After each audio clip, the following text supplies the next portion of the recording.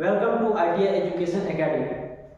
आज हम जिस टॉपिक में बात करेंगे उस टॉपिक का नाम है एलसीएम एंड एचसीएफ, जो कि WCS का है, जो कि सभी ट्रेड्स को पढ़ना है। Electrician, fitter, mechanic, diesel, machinist, Turner, welder, जो भी कोपा, सारे ट्रेड्स को क्या है फर्स्ट ईयर ITI का क्लास जो है आपको WCS का सभी को करना है। फर्स्ट ईयर में जो भी ट्रेड्स है वो सभी को क्या करना है कि ITI में जो आपको एलसीएम एंड एचसीएफ सभी ट्रेड्स को पढ़ना है।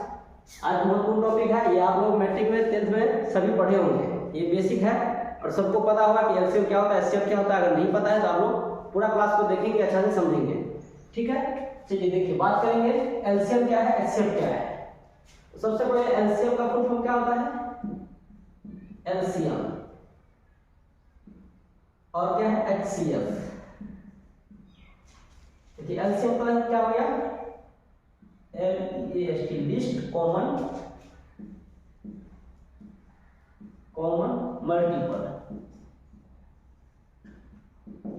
मल्टीपल और एचसीएफ क्या हो गया, हाईएस्ट कॉमन फैक्टर। देखिए यहाँ क्या है, मल्टीपल और फैक्टर। अब मल्टीपल क्या होता है, फैक्टर क्या होता है, इसको हिंदी में क्या बोलते हैं, अपवर्तक, और एक होता है अपवर्तक। और यहाँ पर जैसे एलसीएम का हिंदी में बोला जाएगा, तो कहीं पढ़े होंगे आप, लघुत्तम समापवर्तक, लघुत्तम समापवर्तक, और इसका क्या जाएगा, महत्तम समापवर्तक।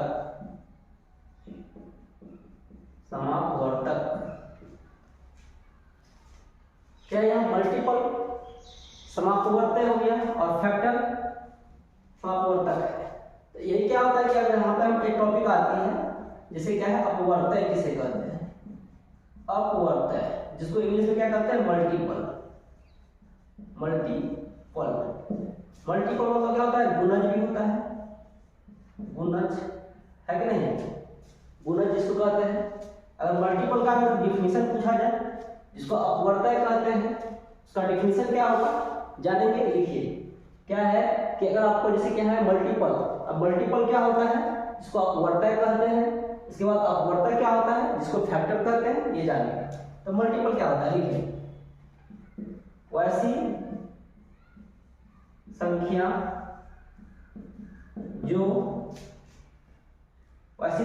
जो किसी दी गई संख्या से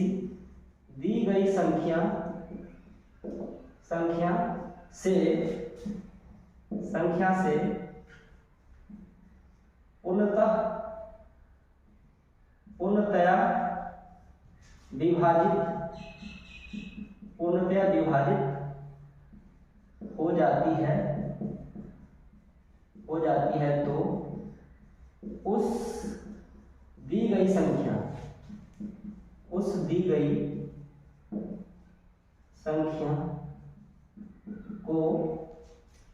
गई संख्या को अपवर्तक या गुणज कहते हैं। देखिए क्या है, अपवर्तक क्या कहते हैं, वैसी संख्या जो किसी दी गई संख्या से पूर्णतः विभाजित हो जाती है, तो उस दी गई संख्या को अपवर्तक या गुणज कहते हैं।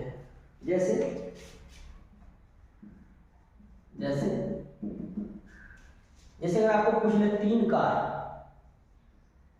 का अपवर्तक क्या है, 3 का अपवर्तक क्या है, तो 3 का अपवर्तक क्या हो सकता है, मतलब 3 का गुणज।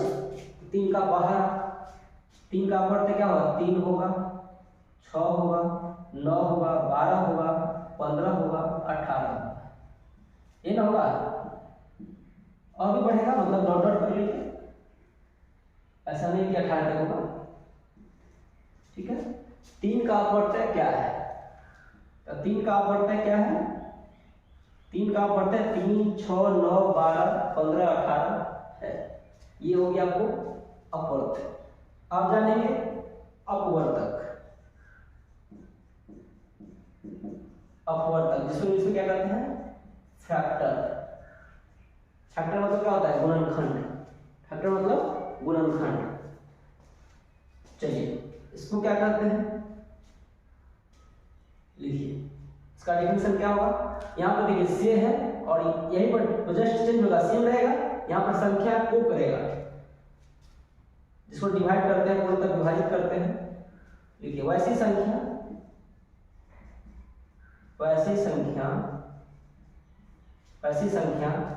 जो किसी दी गई संख्या को पूर्णतः विभाजित करती है, तो उस दी गई संख्या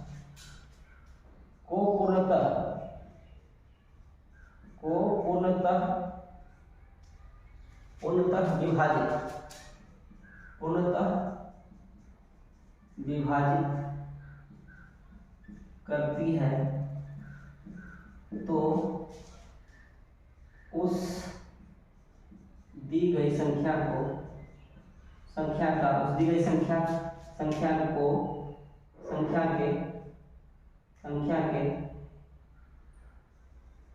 अपवर्तक या गुणनखंड कहलाता है,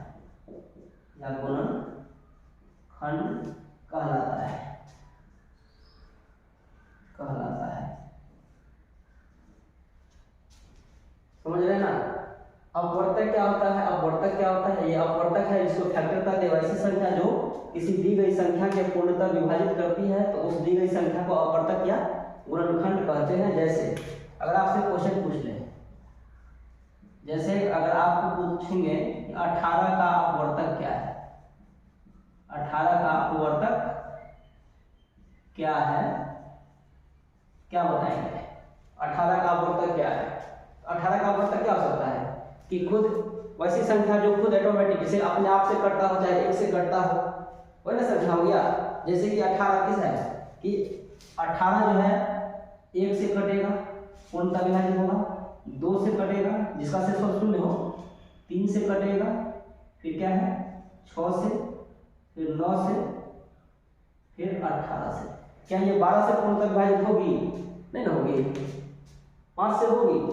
नहीं। तो ये सब क्या है? अगर आपसे क्वेश्चन अगर ऐसा आता है कि 18 का अपवर्तक क्या है, ऑब्जेक्टिव अगर पूछ देते हैं तो 18 का अपवर्तक ये सब हो सकता है। ऑप्शन अगर ऐसा रहे तो उसको टिक करना, अगर 5 रहे, 12 रहे तो ये सब क्या होगा? गलत हो जाएगा। 6 है तो फिर सही है, 9 है चलेगा, ठीक है, जिसका शेषफल 0 बचे, ठीक ना।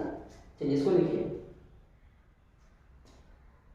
लिख लिए तो मिटाएंगे, लिख लिए तो मिटा देंगे, बताइए। ठीक लीजिए समय।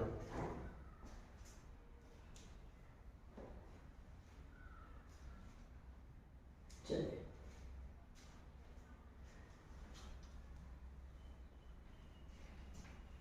अब पढ़ेंगे एलसीएम का डिटेल्स, एचसीएफ का डिटेल्स।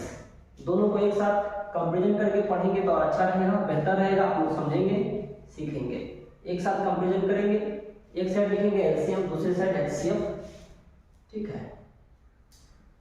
एलसीएम का भी हम दो तरह से, दो मेथड से बना सकते हैं, एचसीएफ को भी हम दो मेथड से बना सकते हैं। आगे बात करेंगे एलसीएम क्या जो है, एलसीएम किसे कहते हैं, एचसीएफ किसे कहते हैं, फिर इसके कितने प्रकार होते हैं, कितने विधियां हैं एलसीएम ज्ञात करने की, एचसीएफ ज्ञात करने की कितने विधियां हैं, ये सब जानेंगे।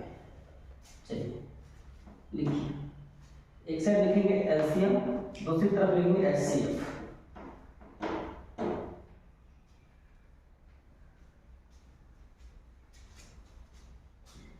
कंपैरिजन करने से और अच्छा रहेगा। देखिए एलसीएम, दूसरी तरफ एचसीएफ, जिसको हिंदी में क्या कहते हैं, और कहीं शॉर्ट फॉर्म में देते हैं लॉसर, इधर क्या पढ़ते हैं मॉसर, महत्तम समावर्तक और लघुत्तम समावर्तक।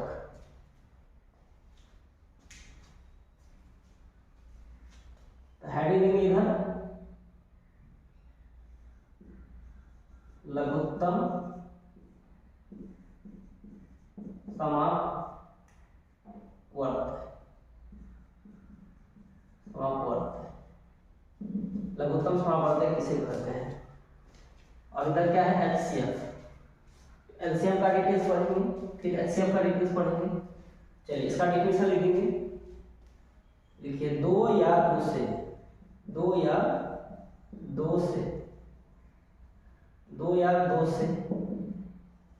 अधिक संख्या का, दो या दो से अधिक संख्याओं का, दो या दो से अधिक संख्याओं का लसा की बात हुई ना, दो या दो से अधिक संख्याओं का लसा, दो या दो से अधिक संख्याओं का लसा, वह छोटी से छोटी संख्या, वह छोटी से छोटी संख्या, वह छोटी से छोटी संख्या जिससे, वह छोटी से छोटी संख्या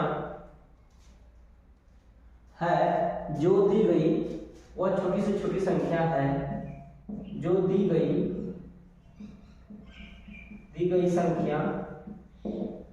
संख्या को पूर्णतः, दी गई संख्या से पूर्णतः विभाजित हो जाए, दी गई संख्या से पूर्णतः विभाजित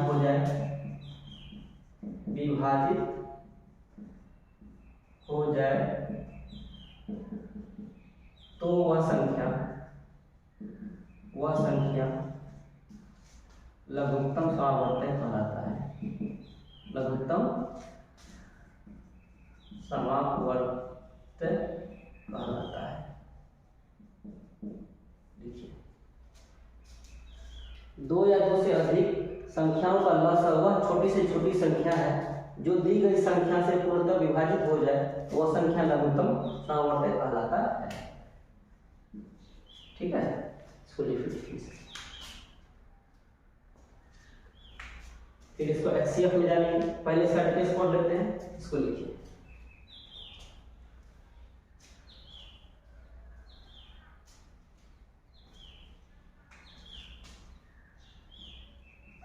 जैसे जानेंगे एलसीएम क्या है, लघुत्तम समावर्तक, जिसको क्या कहते हैं समावर्तक, लोएस्ट कॉमन मल्टीपल। तो क्या है कि दो या दो से अधिक संख्या, जैसे कि मल्टीपल होता है, यहाँ पे मल्टीपल मतलब गुना, यहाँ जानेंगे मल्टीपल। तो क्या है, 3 को 1 से मल्टीपल करेंगे, 3 को 2 से मल्टीपल करेंगे, 3 को 4 3 से मल्टीप्लाई करेंगे, 3 को 4 से मल्टीपल करेंगे। जस्ट लाइक उसी तरह अगर दूसरा 4 से 1 मल्टीप्लाई करेंगे 4 होगा, 4 × 2 कितना होगा 8, 4 × 3 = 12। तो देखिए इसमें क्या है कि कॉमन की बात आ रही है कि वह छोटी से छोटी संख्या, दो या दो से अधिक संख्याओं का लसा वह छोटी से छोटी संख्या जो दी गई संख्या से पूर्णतः विभाजित हो जाए। तो यहाँ पे क्या है मल्टीपल, एम मतलब क्या है मल्टीपल, अभी हम मल्टीपल कर रहे हैं, तो मल्टीपल कर रहे हैं। फिर क्या है कॉमन ढूंढेंगे, तो कॉमन देखिए यहाँ पे क्या है, ये 12 कॉमन आ रहा है। फिर आगे भी जाएंगे और भी कॉमन आएगा, जैसे आगे बढ़ेंगे तो 24 होगा, फिर आगे बढ़ेंगे तो 48 होगा, इसमें भी उसी तरह आगे बढ़ेंगे तो 24 48 तो कॉमन आ रही है। लेकिन क्या है यहाँ पे देखिए डिफिनेशन क्या है, वह छोटी से छोटी संख्या, तो हमको छोटी से छोटी संख्या कॉमन आना चाहिए। तो कॉमन छोटी से छोटी संख्या क्या है 12 है। कॉमन में जो है छोटी से छोटी संख्या क्या है लिस्ट मतलब क्या होता है छोटा लिस्ट। तो कॉमन में क्या है हमको आ रहा है कि 12। यहाँ पे क्या हो जाएगा एलसीएम जो है यहाँ पे हम लिखेंगे कॉमन में होगा तो क्या हो गया 12। तो जस्ट लेके अगर आपको यहाँ पे जैसे पूछेंगे 3 और 4 का एलसीएम, 3 और 4 का एलसीएम क्या होगा बताइए, 3 और 4 का एलसीएम क्या होगा 12 है। क्या है कि हम इसमें चेक करेंगे 3 से डिवाइड करेंगे 4 आएगा, 4 से डिवाइड करेंगे तो 3 आएगा। तो मतलब क्या है कि पूर्णतः विभाजित हो जाए, दो या दो से अधिक संख्या का लस वह छोटी से छोटी संख्या जो दी गई संख्या को पूर्णतः विभाजित हो जाए वह संख्या क्या कहलाती है लघुत्तम समावर्तक। तो ये दो या दो से अधिक संख्या, तो क्या करें लॉस तो इसका लॉस क्या हो गया 12 हो गया। संख्या जो दी गई संख्या से पूर्णतः विभाजित होती है, ये संख्या जो दी गई संख्या से पूर्णतः विभाजित होती है तो संख्या क्या होगा लघुत्तम समावर्तक कहलाता है। इसको लिख लीजिए, ठीक है, इसको लिख लीजिए।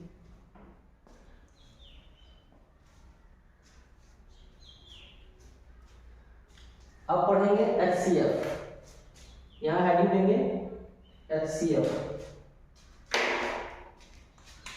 इसको क्या कहते हैं महत्तम समापवर्तक, महत्तम समापवर्तक,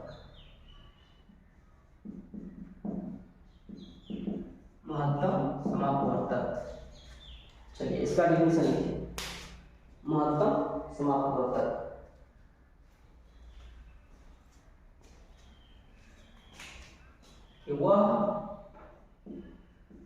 वह बड़ी से बड़ी संख्या, वह बड़ी से बड़ी संख्या, वह बड़ी से बड़ी संख्या जो दी गई संख्या, वह बड़ी से बड़ी संख्या, वह बड़ी से बड़ी संख्या जो दी गई संख्याओं को पूर्णतः या पूर्णतया विभाजित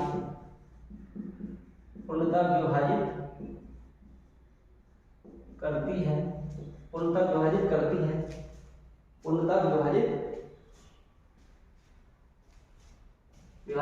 है तो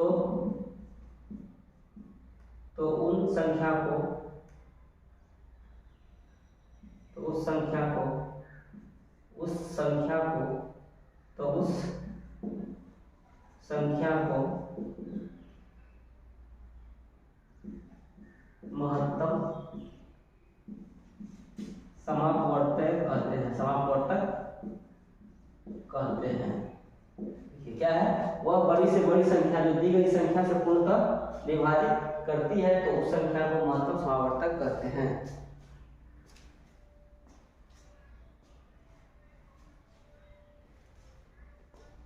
वह बड़ी से बड़ी संख्या जो दी गई संख्या को पूर्णतः विभाजित करती है तो उस संख्या को क्या कहते हैं महत्तम समापवर्तक कहते हैं। महत्तम समापवर्तक यहाँ क्या था मल्टीपल, ये क्या है मल्टीपल, और ये क्या है कॉमन। तो ये सब आ रहा है, लेकिन क्या है हम यहाँ से लिस्ट निकाले हैं, लिस्ट, ये क्या हो गया लिस्ट, तो वही लिस्ट जो आ गया वो क्या हो गया LCM। और यहाँ क्या है हाईएस्ट कॉमन फैक्टर, तो यहाँ फैक्टर की बात हो रही है, किसकी बात हो रही है फिर फैक्टर की बात हो रही है। फैक्टर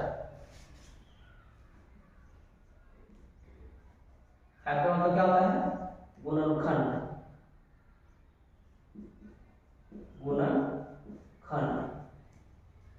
यहाँ पे था क्या मल्टीपल मतलब गुणज, और ये क्या है गुणनखंड। तो जैसे कि अगर आपको 12 पूछ दिया जाए, जैसे अगर आपको 12 पूछे तो 12 का क्या होगा गुणनखंड 2 गुने 2 गुने 3, तो ये क्या है 2 गुने 2 गुने 3, तो ये क्या हो गया आपको ये हो गया गुणनखंड, ये हो गया गुणनखंड और ये हो गया इसका फैक्टर, है ना। ये सब क्या हो गया गुणनखंड हो गया। उसी तरह अगर आपसे पूछे, अगर मान लीजिए अगर आपसे पूछ लिया जाए 18 का पूछे,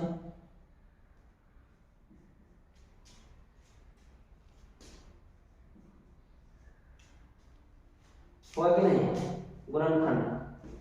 अगर आपसे पूछ ले 16 का पूछ ले तो 2 गुने 2 गुने 2 गुने 2 2:3, 2 गुना 4 किया 12, 18 क्या होगा 2 गुने 3 गुने 3, तो 2 3 18 16 का क्या हो जाएगा 2 गुने 2 गुने 2 गुने 2, तो क्या हो जाएगा, सबका क्या है, गुणनखंड है। क्या है, सभी गुणनखंड है, सभी क्या है, गुणनखंड है। ये सब क्या है, गुणनखंड है। तो इसमें हमको HCF अगर निकालते हैं, HCF तो क्या है, वो अभाज्य संख्या होनी चाहिए। क्या होनी चाहिए, अभाज्य संख्या है, जिसको कहते हैं प्राइम फैक्टर, अभाज्य संख्या। तो अभाज्य संख्या होनी चाहिए। तो जो कॉमन हो, कॉमन सभी में, कॉमन क्या है सभी में, 2 2 2 3 है कॉमन सभी में, नहीं ना, क्या हो जाएगा, HCF 2 आंसर। HCF क्या हो जाएगा, 2 इसका हो जाएगा। पूछा क्या है, हाईएस्ट कॉमन फैक्टर, लेकिन आ रहा है क्या, लोएस्ट, छोटा आ रहा है कि नहीं, आ रहा है क्या, छोटा। जो सभी में कॉमन हो और वो क्या हो, अभाज्य संख्या होती है। अब यहाँ पर बात आ गई कि अभाज्य संख्या, प्राइम फैक्टर क्या होता है। अभाज्य संख्या आप लोग को पता होगा कि वैसी संख्या जो खुद अपने आप से कटता हो और एक से कटता हो, उसे हम क्या कहते हैं, अभाज्य संख्या कहते हैं। अभाज्य संख्या अगर आपसे कोई क्वेश्चन पूछता है तो उसको बताते हैं, इसको मिटाइए, चलिए बेटा तो इसको लिख लीजिए आप लोग।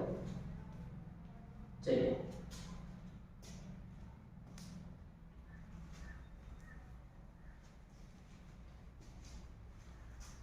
अभाज्य संख्या क्या होता है, प्राइम फैक्टर क्या है। अगर आपसे क्वेश्चन पूछते हैं कि 0 से 100 तक में, 0 से 100 तक में अभाज्य संख्या कितनी होगी, या फिर 1 से 100 तक में अभाज्य संख्याएं कितनी होगी, बताइए कितना होता है, 25 होता है। कितना होता है, 25। चलिए उसको भी लिखा देते हैं, अपन नोट्स में लिख लेंगे उसको भी।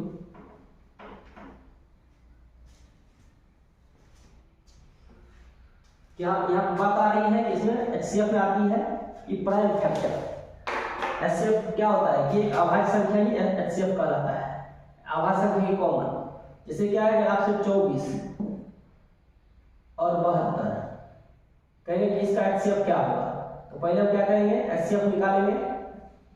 तो 24 का गुणनखंड क्या हो जाएगा, 24 का गुणनखंड ऐसे भी निकाल सकते हैं आप, भाग विधि करके। 24 का अलग निकाल लीजिए, 72 का अलग निकाल लीजिए। 24 का निकालिए पहले, क्या हो जाएगा, 12, फिर 6, फिर 3, फिर 3 से 1, फिर क्या है, 72 का निकाल लीजिए।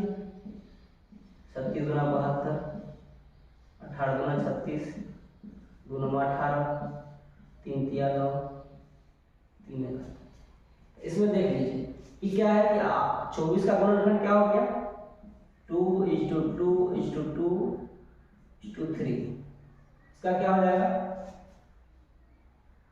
ये हो गया किसका, 24 का, और ये 72 का क्या हो जाएगा, 2:2:2:3:3। इसमें देखिए कॉमन क्या क्या है, 2 कॉमन है, 2 कॉमन है, 2 कॉमन है, 3 भी कॉमन है। तो इसका HCF पूछेंगे, HCF क्या होगा, इसमें क्या हो जाएगा, 2:3, क्योंकि जो कॉमन होता है अभाज्य संख्या है, तो दोनों का क्या होगा, मल्टीपल होकर क्या हो जाएगा, 6। तो यहाँ पे बात हो रही है किसकी, अभाज्य संख्याएं की। इसको समझ गया ना, जो कॉमन होता है ना उसी में से कॉमन को हम क्या करेंगे, दोनों को लिख लेंगे, अभाज्य दोनों अभाज्य संख्या को, उसका मल्टीपल होकर के जो बचेगा वही संख्या क्या होगा, हमारा HCF हो जाएगा। चलिए मिटा दें इसको। चलिए अब बात करेंगे अभाज्य संख्याएं क्या होती है, प्राइम फैक्टर।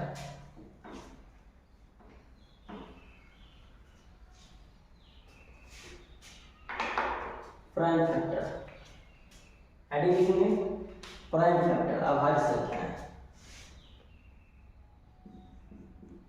Prime factor. इसको क्या कहते हैं, लिखिए हेडिंग में, प्राइम फैक्टर अभाज्य संख्या।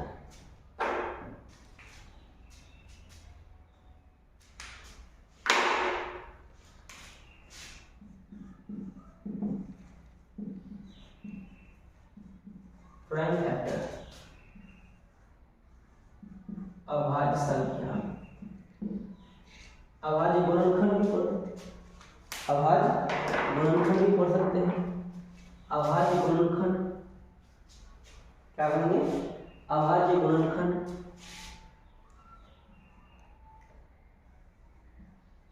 अभाज्य गुणनखंड अभाज्य गुणनखंड प्राइम फैक्टर मतलब क्या हो गया, अभाज्य गुणनखंड। अभाज्य गुणनखंड किसे कहते हैं, लिखिए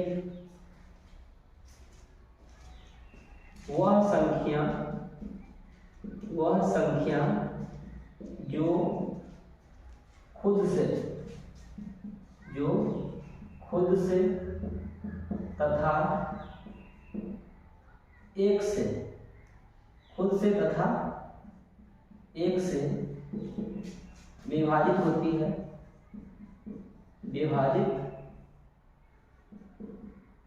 हो जाए हो या होती है, तो वह संख्या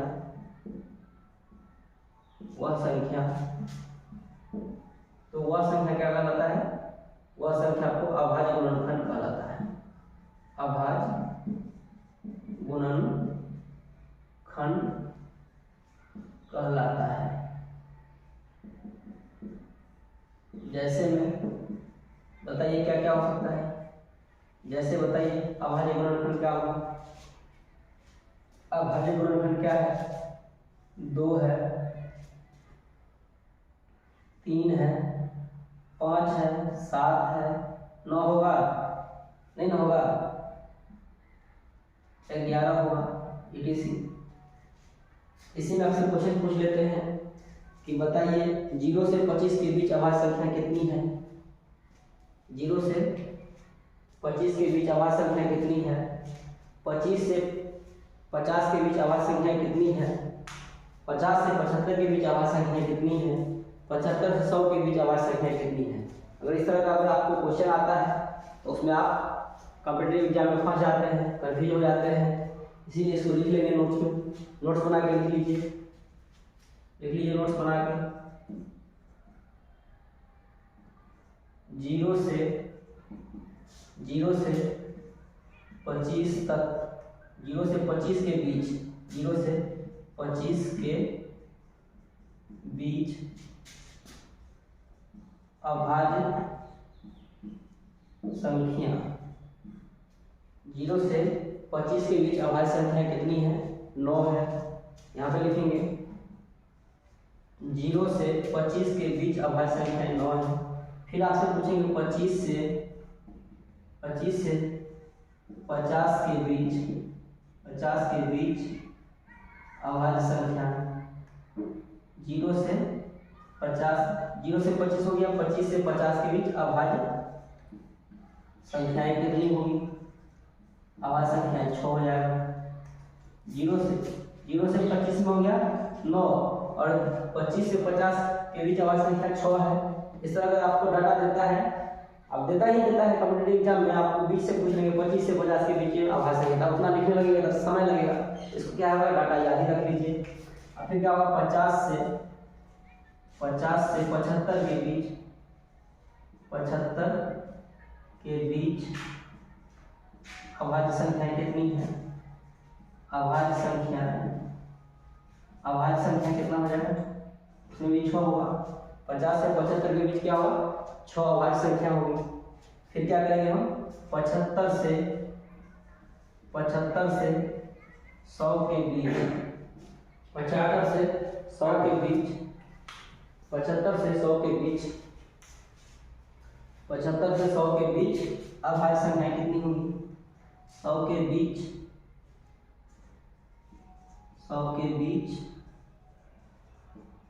अभाज्य संख्या निकालेंगे। 75 से 100 के बीच, इसमें भी 25, तो इसमें क्या आ जाएगा 4 हो जाएगा।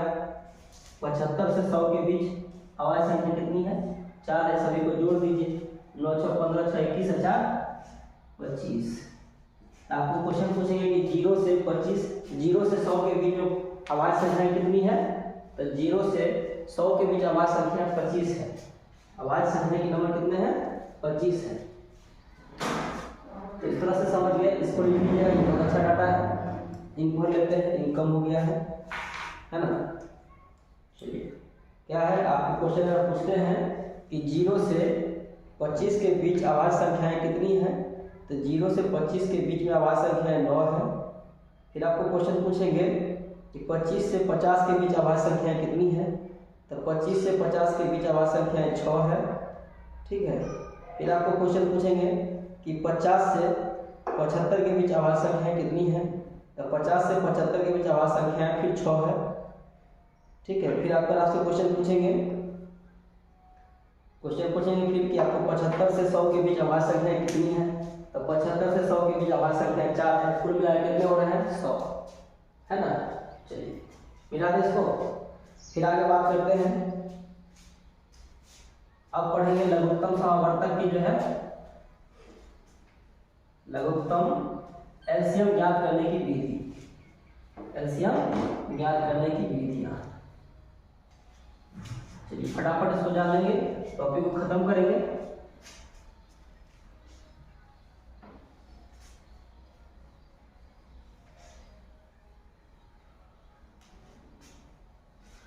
लिखिए लॉस ज्ञात करने की विधि, हेडिंग लिखेंगे लॉस ज्ञात करने की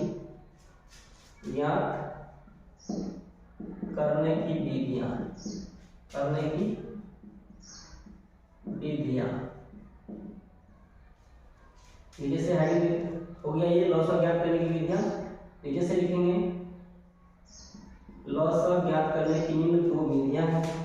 लॉस ज्ञात करने के लिए लॉस ज्ञात करने की निम्न 2 विधियां हैं। लॉस ज्ञात करने की निम्न 2 विधि हैं। निम्न 2 विधि है, 2 विधियां हैं। पहला क्या है गुणनखंड विधि, इसको क्या कहते हैं फैक्टर मेथड, फैक्टर मेथड। दूसरा क्या है भाग विधि, इसको कहते हैं डिवीजन मेथड।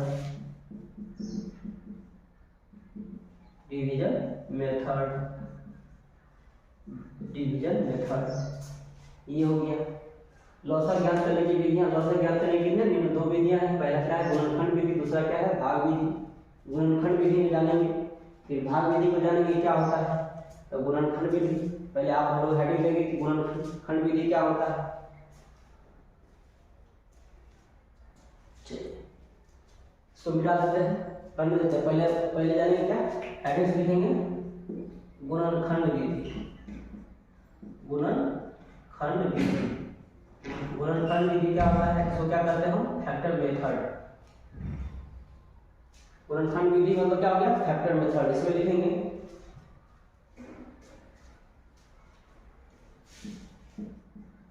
सर्वप्रथम दी गई संख्या को हम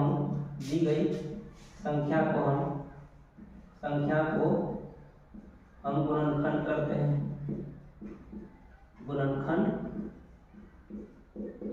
करते हैं, ठीक है।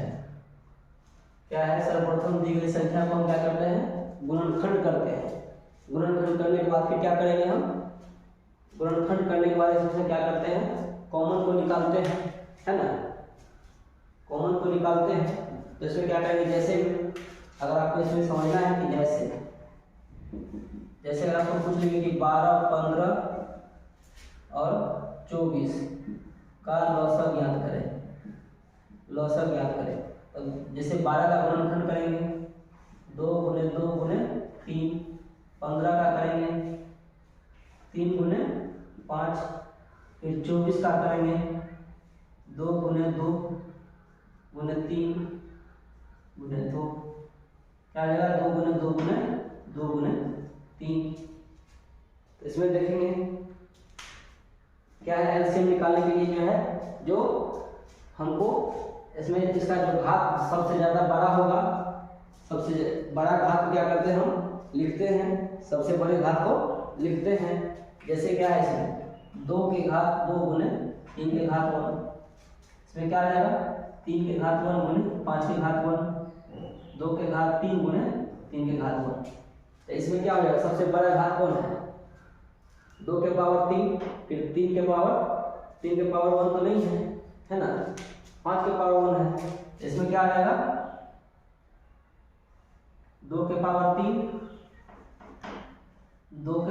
गुने 5 के पावर 1, इसका क्या आ जाएगा 8 गुने 5 बराबर 40। इसका क्या करेंगे हम 12, 15 और 24 का क्या हो जाएगा 12, 15 और 24 का एलसीएम क्या हो गया 40। देख लीजिए इसमें भाग विधि आपको बता देते हैं। जैसे 12, 15 का 2 से दिए 6 हो गया, 15 हो गया, 12 हो गया, फिर इसमें 2 से लगाएंगे 2 दिया 15, 2 छक्के कितना से लगेगा 3 से, और भी लगेगा नहीं लगेगा 2 4 दिया 12 पंचे 60 2 120। गलती हो रहा है कहीं, चेक कीजिए इसमें 3 के पावर घात में वही तो बड़ा है, क्या है कि इसमें भी तो 3 के घात 1 है, सभी को जो है जो बड़ा घात है इसको ले लेंगे। तो क्या हो जाएगा 8 पंचे 40 गुने 120 हो रहा है इसमें 2 4 दिया 12 पंचे 60 गुना 120। इसका क्या हो जाएगा लॉस बराबर क्या हो गया 120, लॉस बराबर क्या हो गया 120। ये हो गया तो गुणनखंड विधि। फिर दूसरा लिखेंगे, पहले इसको लिख लीजिए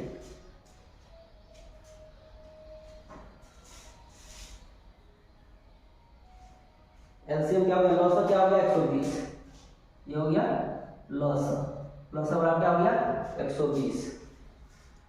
चलिए फिर भाग विधि लिखिए, इसको मिटा दें। गुणनखंड विधि समझ गए, चलिए अब भाग विधि जानेंगे।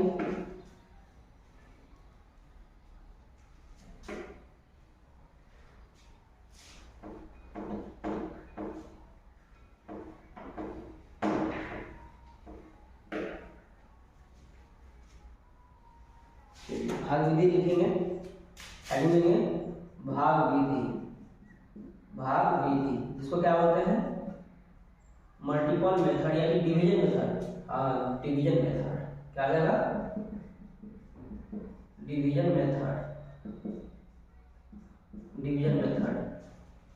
इसमें क्या करेंगे हम, इस विधि में सर्वप्रथम क्या करते हैं, इस विधि में सर्वप्रथम संख्याओं को क्या करते हैं एक पंक्ति में सजाते हैं, इन कहते हैं। इस विधि में लिखिए, इस विधि में सर्वप्रथम हम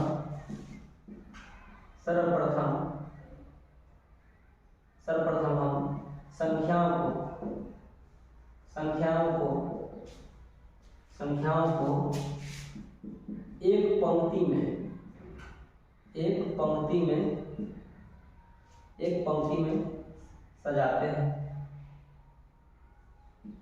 एक पंक्ति में सजाते हैं, पंक्ति में लिखते हैं, एक पंक्ति में लिखते हैं, एक पंक्ति में लिख देंगे। फिर क्या करेंगे, लिखने के बाद लिखते हैं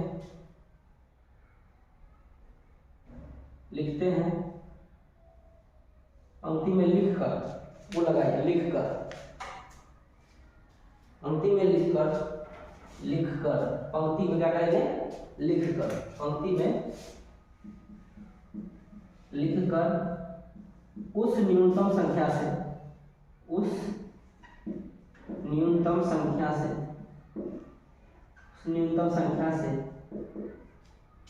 भाग लगाते हैं, उस न्यूनतम संख्या से क्या करते हैं भाग करते हैं, उस न्यूनतम संख्या से भाग करते हैं जो कम से कम भाग करते हैं, जो कम से कम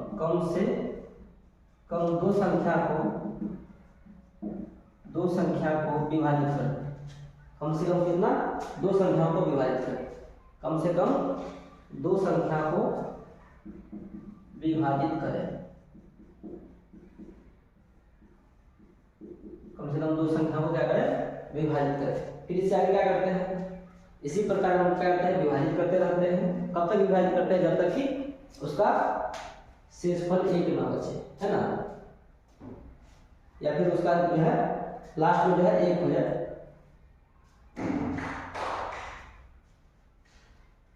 इसी प्रक्रिया क्या करते हैं, हम दोहराते रहते हैं। जैसे क्या इस विधि में सर्वप्रथम हम संख्याओं को एक पंक्ति में लिखकर उस न्यूनतम संख्या से भाग देते हैं जो कम से कम 2 संख्या को विभाजित करे। इस प्रक्रिया क्या करें, हम दोहराते रहे, कब तक, जब तक कि अभाज्य संख्या 1 न बचे। लिख लीजिए, इस प्रक्रिया को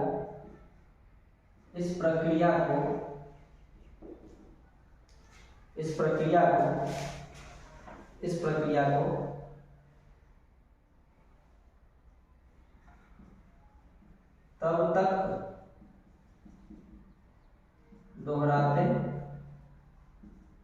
दोहराते रहे जब तक कि अभाज्य संख्या 1 न हो जाए।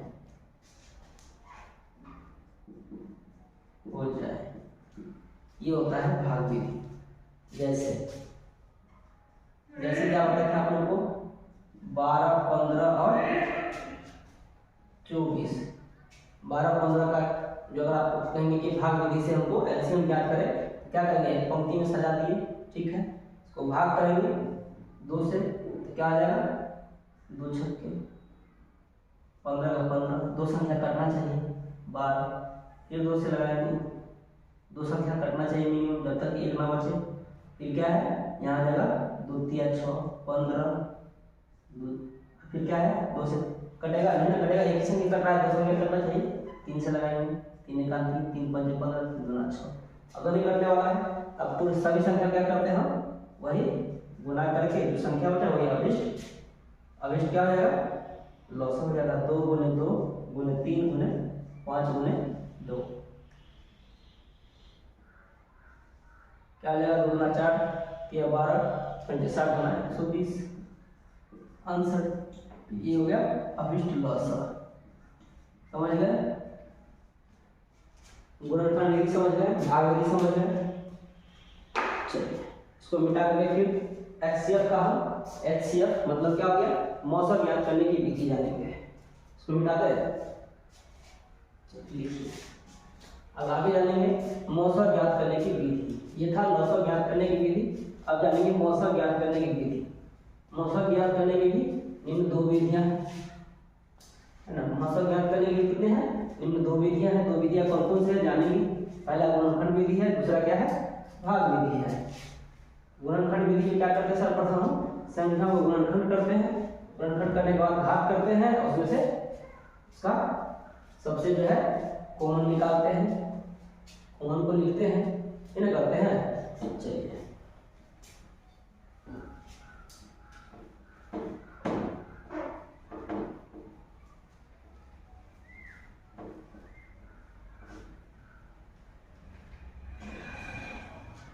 लिखिए, लॉस ज्ञात करने की विधि तो हो गया, अब जानेंगे मौसम ज्ञात करने की विधि। मौसम ज्ञात करने की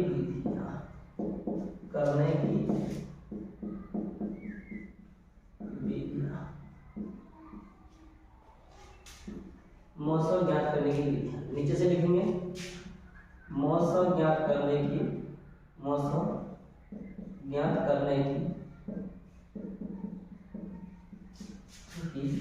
निम्न 2 विधियां हैं, निम्न 2 विधियां हैं। निम्न कितने विधियां हैं, निम्न 2 विधियां हैं। पहला गुणनखंड विधि, दूसरा भाग विधि। गुणनखंड विधि क्या हो गया? Factor method.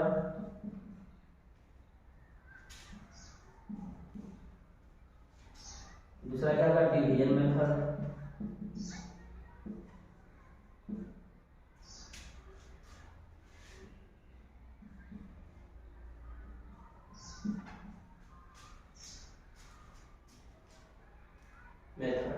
अब जानिए क्या गुणनखंड विधि। ऐड लेंगे गुणनखंड विधि। गुणनखंड विधि द्वारा हम कैसे मौसम ज्ञात करेंगे? गुणनखंड विधि द्वारा हम कैसे मौसम ज्ञात करेंगे वो लिखेंगे। इसमें लिखेंगे सबसे पहले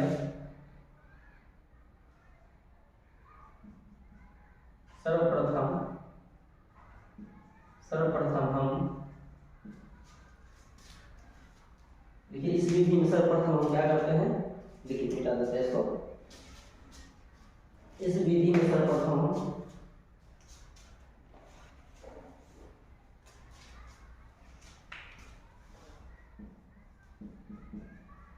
इस विधि में सर्वप्रथम हम दी गई संख्या का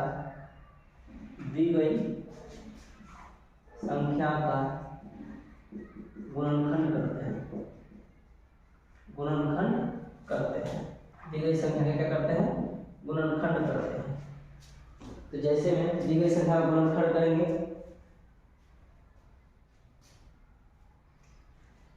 गुणनखंड करते हैं, फिर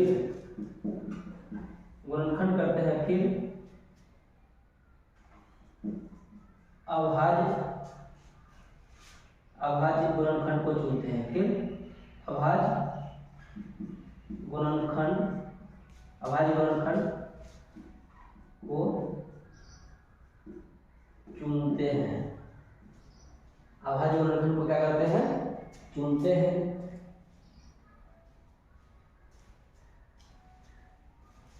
अभाज्य संख्या गुणनखंड को चुनते हैं जो कि कॉमन है, जो कि क्या हो? कॉमन हो, जो कि सभी संख्या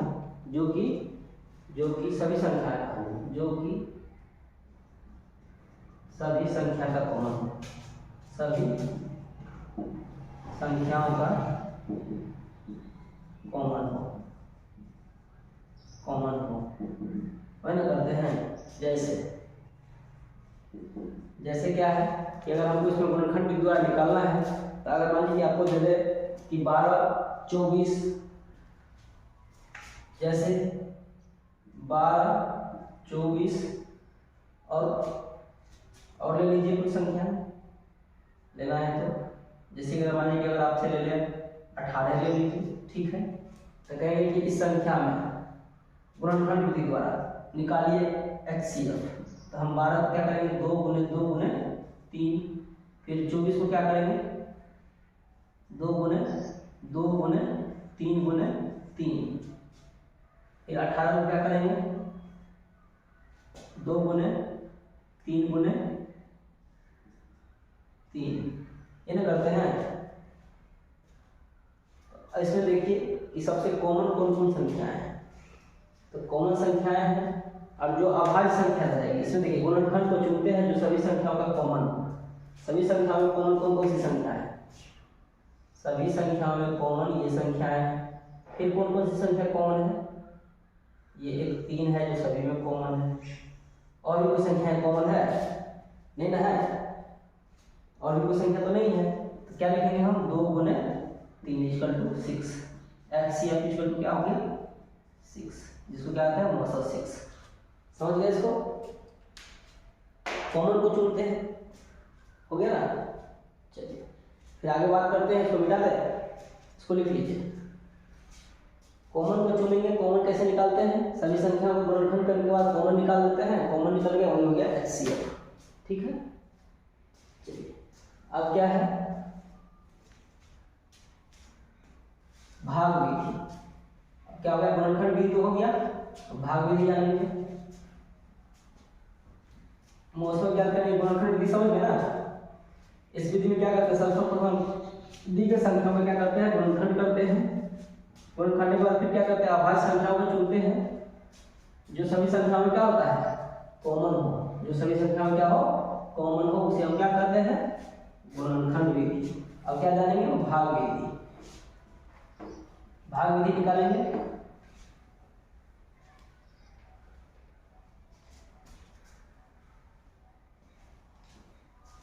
चलिए भाग विधि देखिए, भाग विधि इसको क्या कहते हैं, division method. Division method, division method मतलब क्या हो गया, भाग विधि। तो भाग विधि कैसे ज्ञात करते हैं, भाग विधि ज्ञात करने के लिए क्या होता है कि हम कोई भी संख्या में क्या करते हैं कि दो संख्याओं चुनते हैं। दो संख्या में जो छोटी संख्या होती है उस संख्या से उससे बड़ी संख्या में हम भाग लगाते हैं।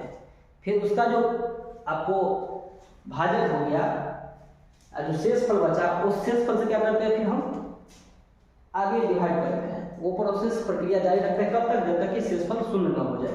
तो जैसे लिखेंगे इस विधि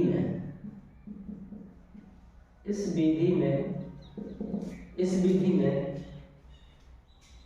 दो या दो से अधिक संख्या हो, इस विधि में बड़ी संख्या को छोटी संख्या से, इस विधि में हम क्या करेंगे, दो संख्या रहेगी, बड़ी संख्या को छोटी संख्या से, इस विधि में छोटी संख्या से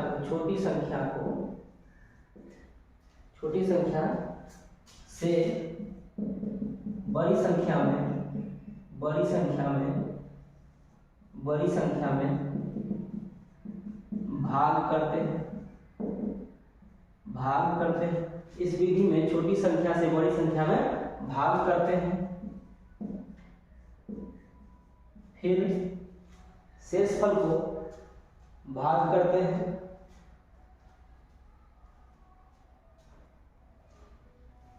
फिर प्राप्त शेषफल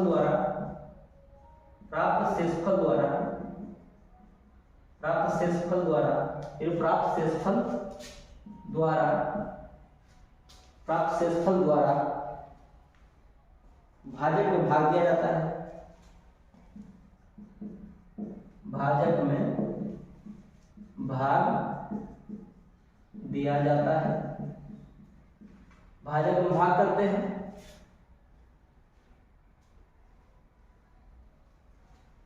यह क्रिया तब तक दोहराते हैं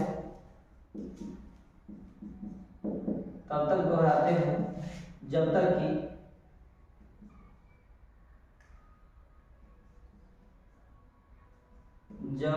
कि शेषफल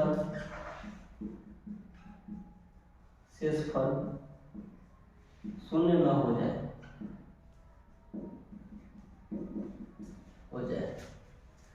समझ आ रहा है। इस विधि में छोटी संख्या से बड़ी संख्या में भाग करते हैं, फिर प्राप्त शेषफल द्वारा भाजक में भाग दिया जाता है। यह तब तक दोहराते हैं, यह प्रक्रिया तब तक दोहराते हैं जब तक कि शेषफल शून्य न हो जाए। यह प्रक्रिया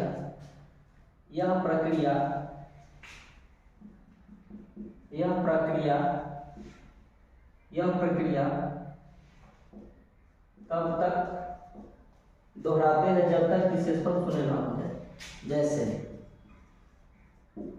जैसे क्या हो जाएगा, आपको अगर 12, 15, 18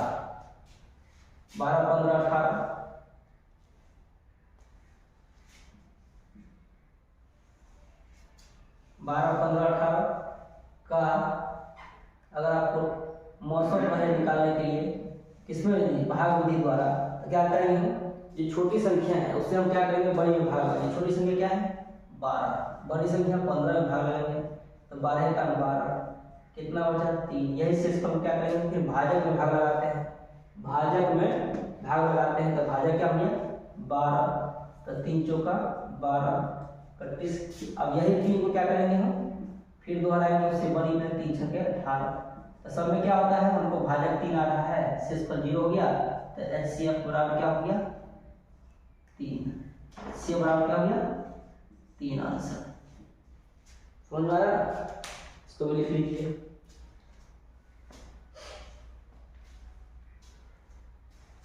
लिख लिया इसको। चलिए इतना समझ गया।